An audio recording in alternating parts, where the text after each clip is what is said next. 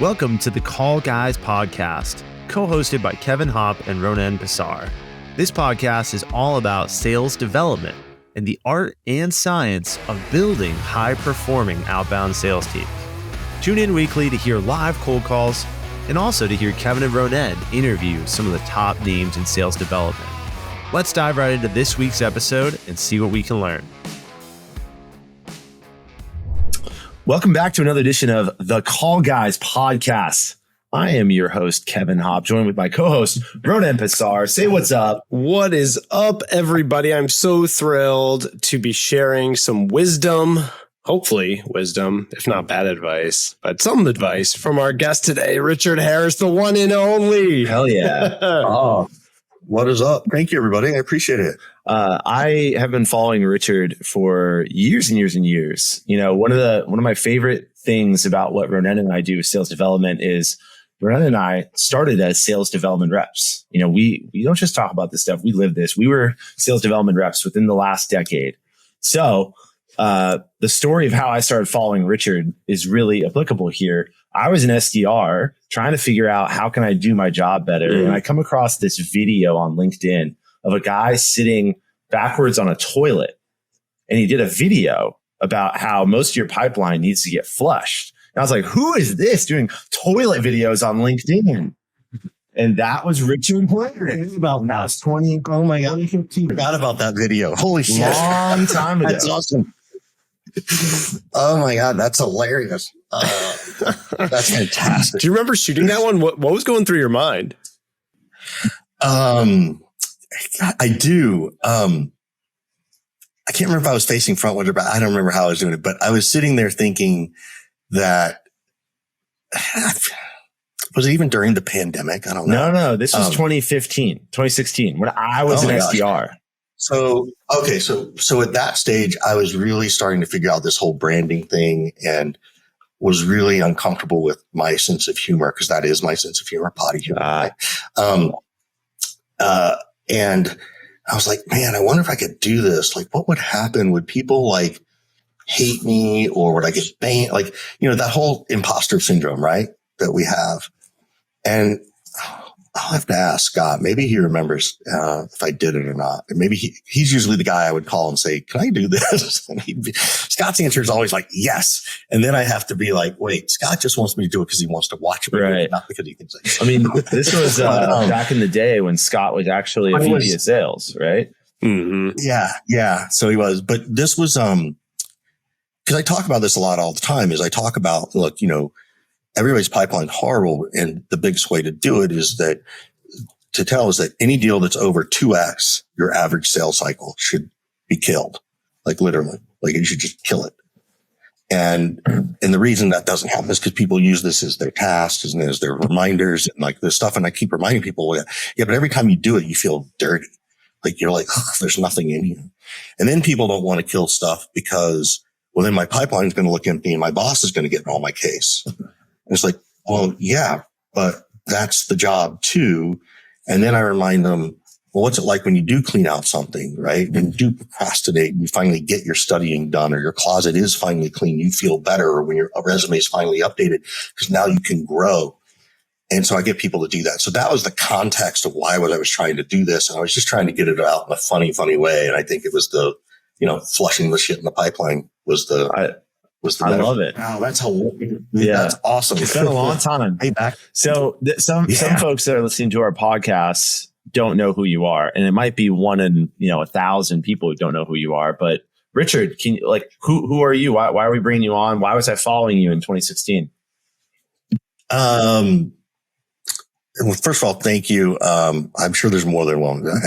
I appreciate the compliment. I will take compliments. I am a go-to-market strategist and sales trainer. On the go-to-market strategy, it's really helping the founders move their business from founder-led sales and growing founder-led sales, and then moving from founder-led sales into an actual sales execution and function. On the training side, it's teaching people how to earn the right to ask questions, which questions to ask, and when to do it. And so those are the pains that I solve for people. And I'm a big fan of, I think one of the reasons people like me are because I talk about pains we solve, not what we do. Nobody cares that I'm a sales trainer. They care that I can solve these pains their teams have or that they're experiencing. And I'm pretty blunt, in case you couldn't tell, and I'm pretty direct and a little snarky. And, if I'd have had the courage to do what Ross does as corporate bro, I probably would have been wiser to do that. I always sort of held back on that kind of stuff. Like that's my own imposter Richard, syndrome. it's never too late to be the man you've always wanted to be. I think I am getting close to that point. I think I am. I appreciate that. And I certainly, I'll be honest with you, I've definitely I've run out of fucks to give at this stage, right? Like a lot of people say. And so I don't care anymore. And then I make fun of myself. Then I make fun of myself as the grumpy old man. Oh, great. You're another grumpy old white guy telling me to get off his lawn, right? Scooby-Doo me kind of stuff. But that's who I am. That's what I do. I like to talk about it. I like to talk about stuff. I like to push people to think harder. I talk about mental health and sales, which I think is another reason people like hearing from me, because I'm pretty open and raw about it with my own experiences. So that's who I am. That's, I am what I am. Yeah. And thank you so much for that background. Going back to the sitting backwards on the toilet and pipeline. That's so funny, man. That is amazing. I had forgotten. We're gonna have to find that, Kevin. Now that you brought it up, we're gonna have to find it and share it with everyone. Dude, that's a lot. Let's go back to 2016 and go find that. There's a lot of scrolling backwards we're gonna have to do. Oh my God. Oh, I'm so down for that. Even if it takes us an hour, let's go find that guy. But you've seen it all, Richard, right? Like one of the reasons why Kevin and I are big fans of yours, even from afar, and I was turned on to you from Scott, the podcast, of course. That's how I initially started following you. But you've been around for time and seen some trends come and go, and you've seen some real changes happen, right? So the difference between like what's a fad and what's real. I'm curious to hear from you. What do you think right now with the way the landscape is shifting, especially around everyone's talking about like, inbound is suffering and social media is not working quite the same. And does cold calling even still work? What do you think are some of the tried and true, like these are the best ways to continue to generate pipeline from what you've been seeing? And what are some of the things that are more of a fad, not going to really stick around? Well, it's interesting, like all fads circle back around, right? Like I'm just waiting. Believe me, I still got my parachute pants and my members only tag. Hell yeah. I'm just waiting. For those, and they're probably 80% of your audience doesn't even know what I'm talking about. Gen Z will not know that. I should run a TikTok channel of being sales in a members only jacket. That would be. Oh my God. That would be a great vintage. Yeah. So everything's a fad, everything's good, everything's bad, everything's old, everything's new. And it just goes through the recycle machine, right? So times are good, times are bad, all that stuff. So the answer is you have to do them all and try them all, right? I think John Barrows said it best that if he was going to give himself advice early in his career, he said, I would have A/B tested everything much sooner, right? Even before the technology existed. And I just think that's a brilliant point. Like that's what you have to do. Right. And there was a study put out by Salesforce this year. Yeah, it was this year. That, you're not confront. That's my word. Your prospects you're going to hit them in about 8 different channels, not to mention the number of messages. Right. So they're going to see you. They're going to see you online in ads. They're going to see you on LinkedIn. They're going to see you in email. They're going to see you in phone call. They might see a report. They might see a case study. They might see a use case. They might see insert. Like there's so many places now. And so the thing that I encourage people to do are start with what you know and then add one thing, right? You can't go out and be Instagram great or LinkedIn great and Twitter great all at once, in my opinion. And I'm happy for someone to tell me, well, actually, you can't. Yeah. Like, great. I just don't have the bandwidth to do it, not much less the patience. And I think the most important thing is to, and again, this is a quote from Steve Richard. These are all the people who influenced me over the years. Steve Richard, back on the East Coast, was that you fish where the fish are, right? And so if your fish are on LinkedIn, you go on LinkedIn. Are the fish on TikTok? I don't know. Barrows went and tried to do some stuff for like 30 or 60 days. And I haven't talked to him to see what he did for lead gen. Yeah, they're kind of there, but they're there in a different mindset. Right. Yeah. Right. Different generation, different mindset, different form of content, Yeah. And what's the expectation, right? Is my expectation that I want someone to contact me from TikTok, or is my expectation that TikTok reinforces what they see on LinkedIn? Maybe it's the lighter side of me. And then they sign up for a webinar because they've seen me in so many places. Like it's an omni-channel in terms of approach.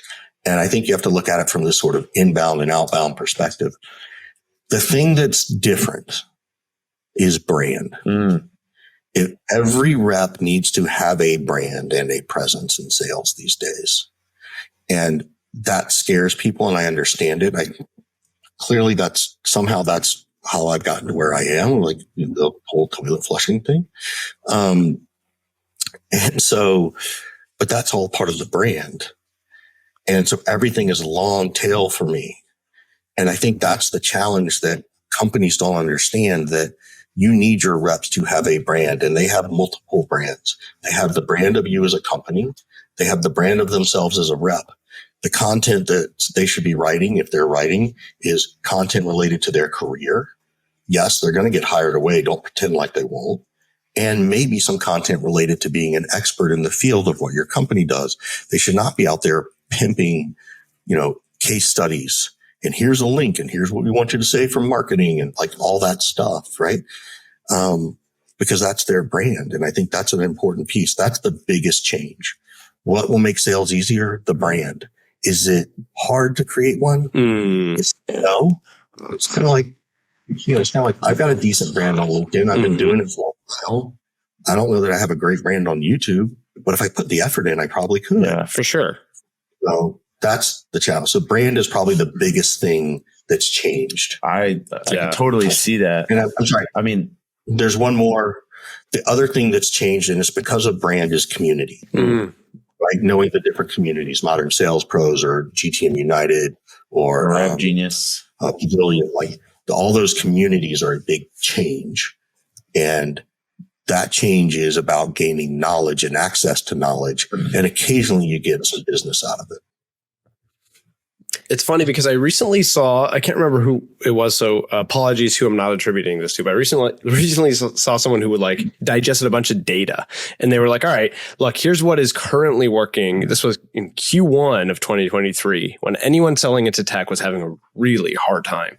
They said the channels that are still proving to have really high ROI and working fairly well, brand. So people online who already had developed a brand, cold calling was the second one, which is really fascinating. And the third one was video. So video based in terms of cold outreach and pipeline generation. Those are the three things that seem to still be having pretty big impact. I'd love to see, if you have that report, I'd love to see it. Or is it just someone who wrote something, which is also okay? Like it might have come from the Bridge Group. It might have been a Trish Petruzzi thing. I have to look back into where the source was. I'd love to see that. Yeah, that'd be cool. I don't want to be misquoting the attribution here, but the other thing was like, those are three things also that AI can assist with, but will not replace. And I think there is something there that's really interesting. Yeah.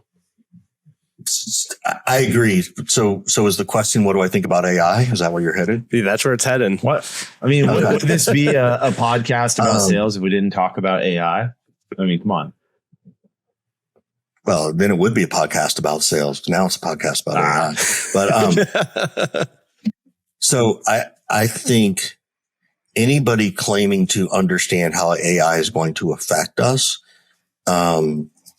and knowing what's going to happen is pretty much an idiot. There are different types of AI, right? There's standard AI, which is just like the basic aggregation of data, right? Like that's what ChatGPT is, right? Go write me a book about blah, blah, blah. Well, that's just an aggregation of data. That's all that is, right? Then there's the generative AI, as best I understand it, which is the AI that's learning upon itself, right? Where it sort of kind of keeps reiterating.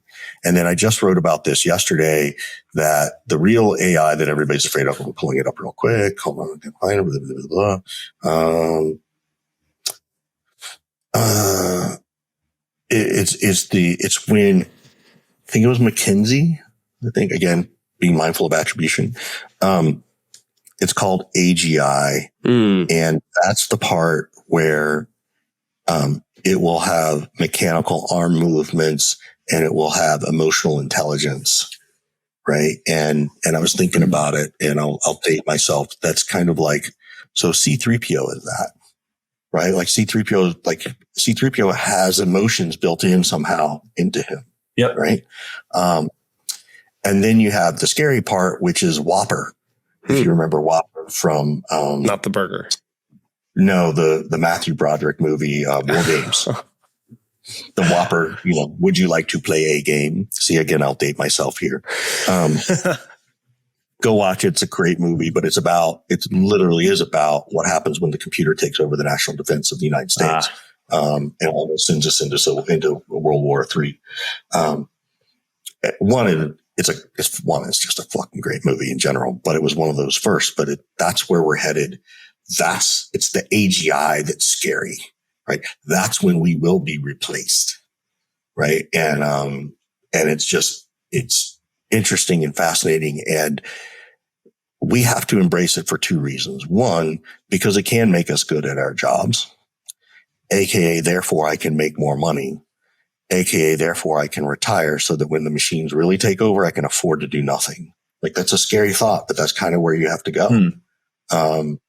Because at some point we will be like, we're all going to be replaced, and it's super scary. Like, it's fascinating. Either of you watch 1923, the Yellowstone prequel? Yeah, I've seen 1 or 2 episodes of that with Harrison Ford. Right? I'm going to ruin it. Yeah. There's an episode where they go into town into Bozeman, and there's a guy selling washing machines and dishwashers, and they're like, well, why would I do that? And then they're like, well, you would then be able to do more free time. And then the cowboy's like, but I like doing what I do. Like, you know what I mean? Like, and then he said, and then there were also, this is fascinating. This is a great story. We're going to go over on time, but fuck it.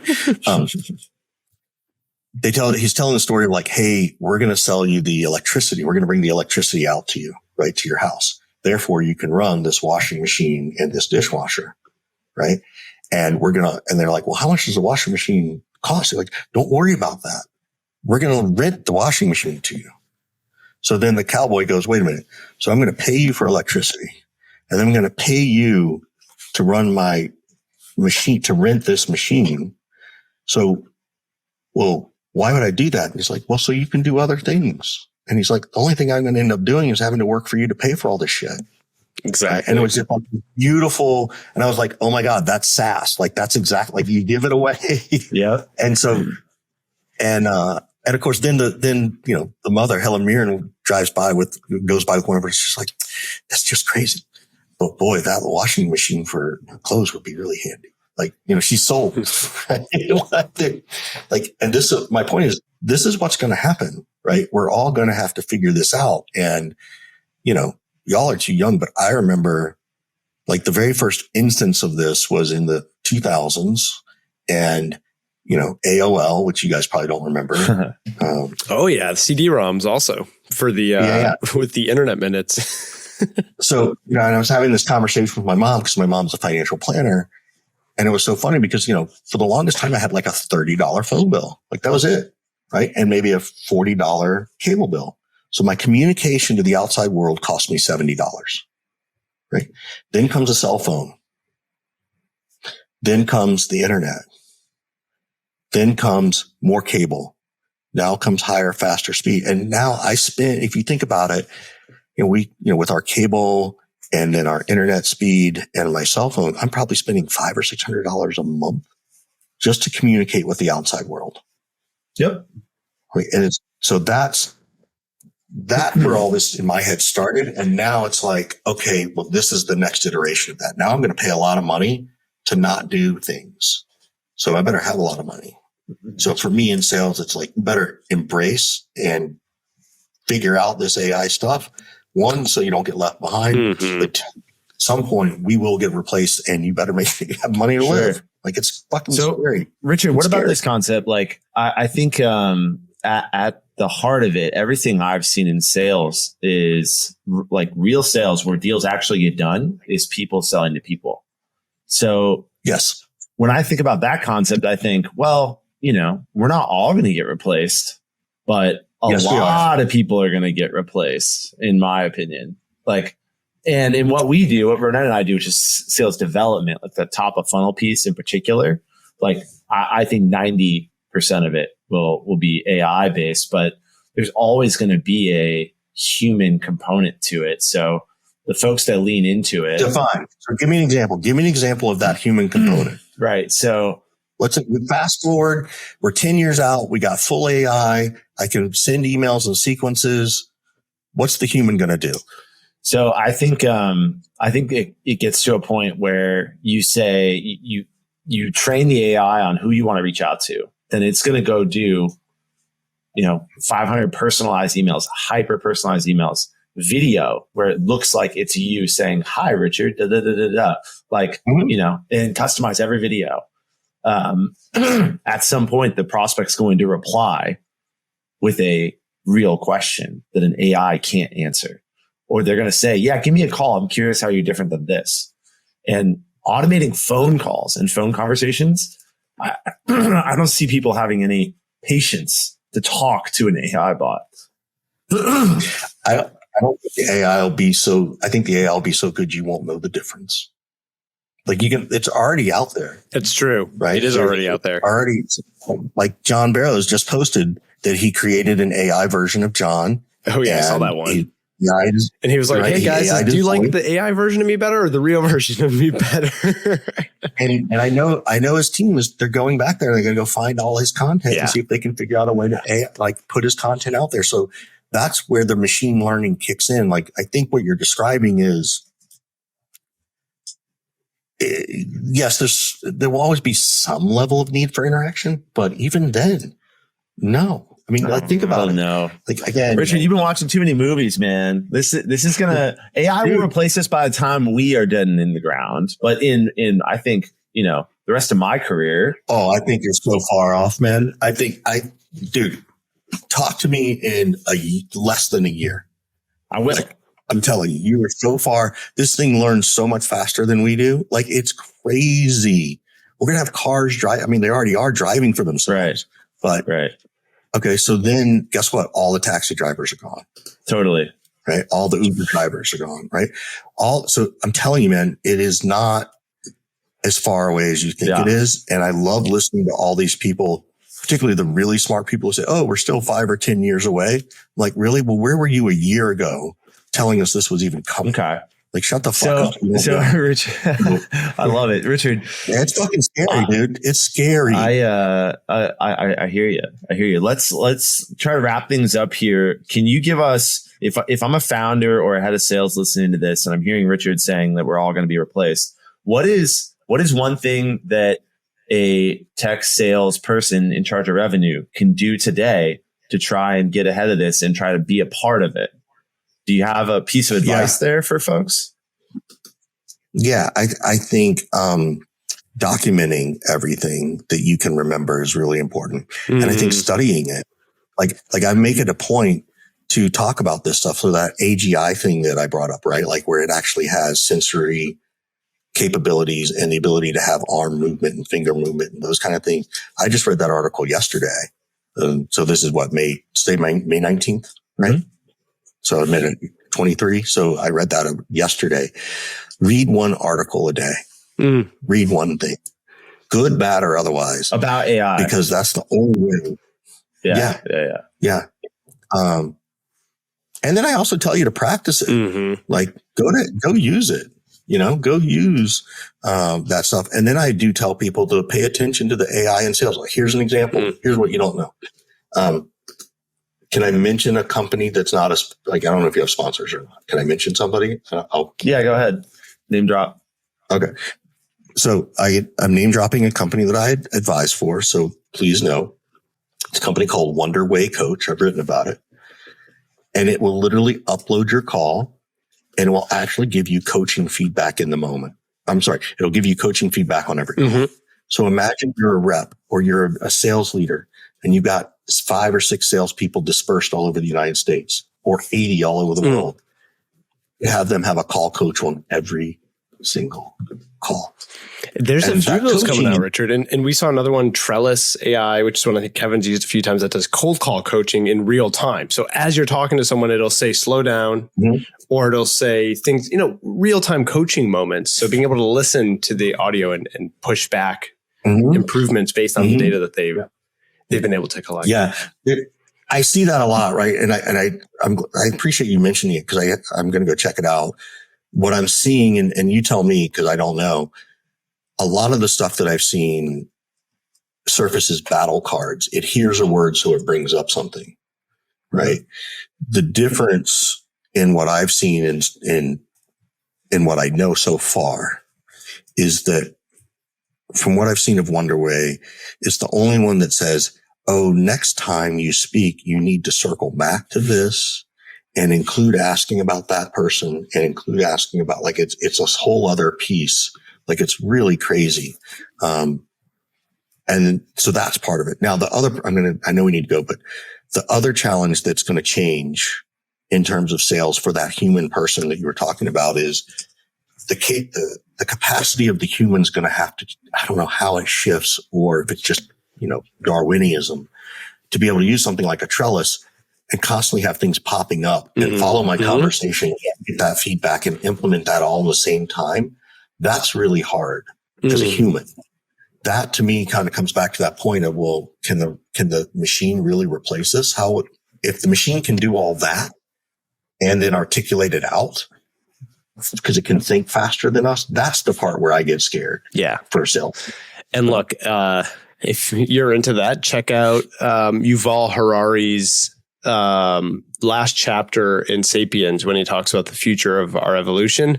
And he already predicted years ago that we will be some sort of combination of AI and organic matter. It makes a ton of sense. And also, you look at if you want to get scientific, you look at certain neurological disabilities, specifically autistic spectrum disorder. And people have said, maybe that's not a disorder. Maybe that's the next generation of evolution that is gearing up for the interaction of technology and human space. But Richard, we're unfortunately out of time. One more thing. Hold on. I got one more thing. One more thing. Just, if you go Google this, there's a theory that the Terminator was the prequel movies to The Matrix. Ooh, I love that. Ooh, I love a good film theory about, like, the intersectionality between, like, classics. Oh, I was a film buff back in the day. Again, credit to John Barrows for sharing that. Oh, that's a good one. That's a good one. And there's even a reference in The Matrix that kind of alludes to that.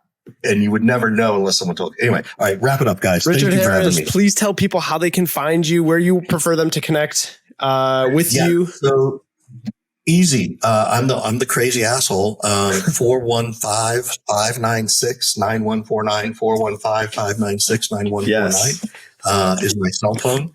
Obviously, if you want to find more great content like me flushing on a toilet, follow me on LinkedIn. So love it. Well, thank you so much for joining. We're going to have you back to either do a Told You So show, or you get to say I was right. We'll schedule that one out, like you said, less than a year. So maybe in March of 2024. You know what I would say? I think it would be cool. Let's do that. A prediction show. I love September. it. Let's see what September looks like. Let's try and do something in the fall. Because we're talking 90-ish days. Like, it's crazy, dude. Like, it's crazy. Like, ChatGPT just came up with their app. Anyway. All right. Well, thank you so much for joining us and for entertaining us and for getting into your predictions on the future with AI, as well as some bits on sales here. Please follow Richard on LinkedIn. He gave you his cell phone number. Give him a call. That's how we got him. I called to sell, and he said, sure, I'll be on your show. Like, what's it about? I was like, sales. And he was like, okay, sure. I'm your host, Ronen Pessar. With me is Kevin Hopp, and we are the Call Guys. And stay tuned for the next portion, which is our live cold calling piece on LinkedIn next week. And we have so many awesome guests lined up. People like Kevin Dorsey, Scott Leese. Do you know Scott Leese? People like that who will be coming on the show pretty soon. Love it.